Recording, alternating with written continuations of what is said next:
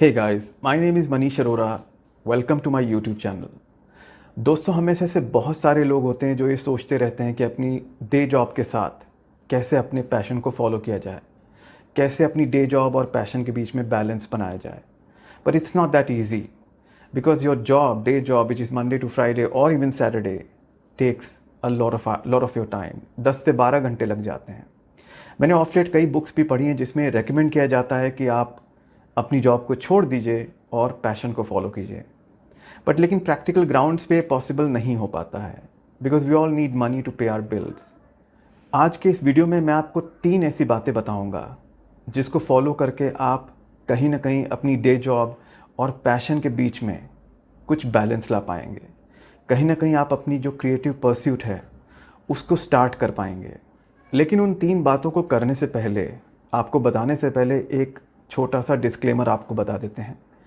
किसी भी creative passion को फॉलो करने से पहले आपको ये समझना चाहिए कि डे जॉब के साथ आपके पास टाइम कम हो जाता है और बहुत सारी चीज़ों पे आपको ट्रेड ऑफ करना पड़ेगा.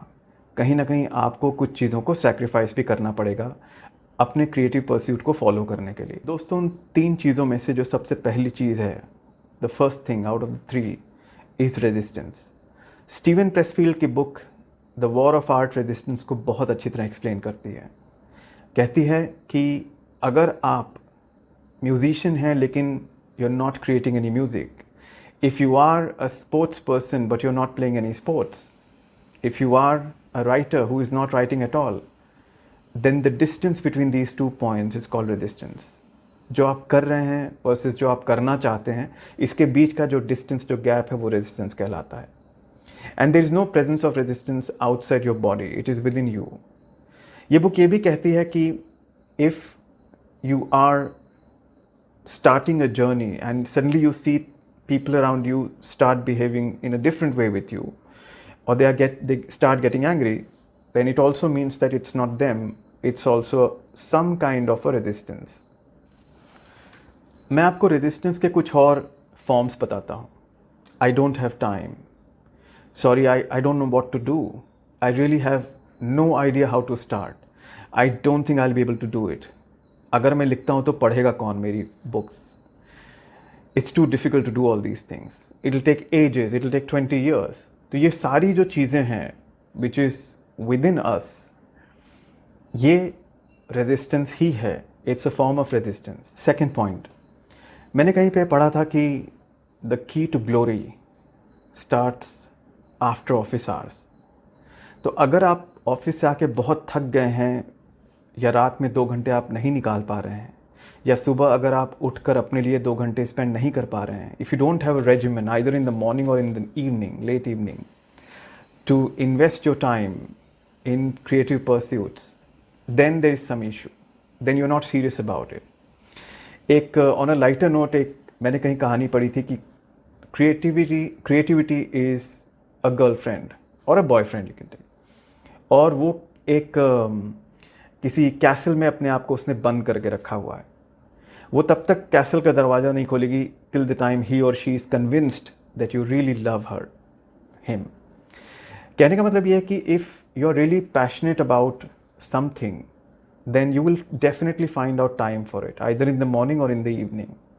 अगर आप टाइम नहीं निकाल पा रहे हैं तो कहीं ना कहीं आपको ये सोचना पड़ेगा कि whether you are very serious about it और not.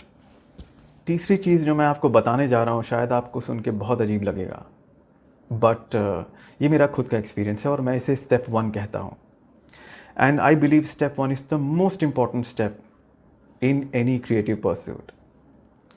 I have been a writer and I am a writer. पिछले 10 साल से मैं लिख रहा हूँ और मुझे पहले साल में ही ये पता लग गया था कि in writing, what is more important is table and a chair. What it means is a place to sit and work, a kind of a workstation. मैं आपको एक और एग्जाम्पल देता हूँ.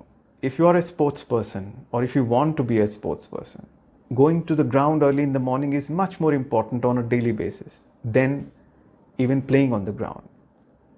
तो ये मेरे लिए एक बहुत बड़ा लेसन था कि if you want to pursue your creativity or a passion, Step 1 is the most important step here. करता हूँ कि आपको ये वीडियो पसंद आया होगा और कहीं ना कहीं आप इसमें से कुछ सीख कर अपने लाइफ में इम्प्लीमेंट करेंगे। All the best to all of you for your creative pursuits. जाने से पहले मैं एक बोनस टिप आपको ज़रूर देना चाहता हूँ। Please remember that every creative pursuit is a maths. अगर आप राइटर बनना चाहते हैं तो 100 वर्ड्स अ डे आपको लिखने पड़ेंगे, and 100 words a day into 365 days in a very disciplined way is equal to roughly 3 novels. The same maths can be applied in any creative pursuit. और अगर आपको ये मैथ समझ में आ गई, ये मैथमेटिक्स समझ में आ गई किसी भी क्रिएटिविटी के पीछे, तो आपके लिए चीज़ें बहुत आसान हो जाएंगी। And not to mention, I am sure आपने सुना ही होगा 10,000 hours is a magical number. Thank you guys. If you are new to this channel, please do subscribe and support me. मैं आपके लिए और बहुत सारी चीज़ें लेके आऊँगा फ्यूचर में जो आपके लिए हेल्पफुल होंगी। कहीं ना कहीं आपको आपकी लाइफ में कॉर्पोरेट वर्ल्ड के साथ या आपकी जॉब के साथ आपको एक बैलेंस लेके आएगी अपनी क्रिएटिव परस्यूट में। Thank you guys, take care, bye bye.